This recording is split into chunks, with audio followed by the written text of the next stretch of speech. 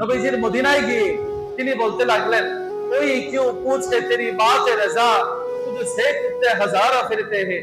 এমন মহান ব্যক্তি, জামানার মুজাদ্দিদ, ইমামে আহলে সুন্নাত, বড় মুফতি, বড় মুহাদ্দিস, বড় মাওলানা, বড় ইলম ওয়ালা, বড় তাকওয়া ওয়ালা, বড় প্রভাবশালী ওই মাওলানা সাহেব ইমাম আহমদ রেজা খান নবী রাহমাতুল্লিল আলামিনের দরবারে গিয়ে বলতেছে, ও আহমদ রেজা, ওই কেউ পুছে তেরি বাতে রাজা, ও রেজা তোমার কথা কেন দয়াল নবী রাহমাতুল্লিল আলামিন তোমার দিকে কেন কৃপার দৃষ্টি দিবে?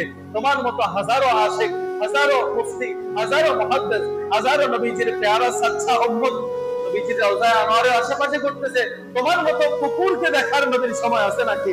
এই কথা বলে যখন মুফতি আহমদ রেজা খান আলা হযরত নিজের ভাব দ্বারাকে ব্যক্ত করলেন, আল্লাহর হাবিব রাহমাতুল্লিল আলামিন সরাসরি রওজায়ে আনোয়ার থেকে বের হয়ে মুফতি আহমদ রেজা খান, মাওলানা আহমদ রেজা খান, মুহাদ্দিস আহমদ রেজা খান, আমার আলা হযরতকে আমার নবী সরাসরি দিদার দিলেন। জোরে বলুন সুবহানাল্লাহ।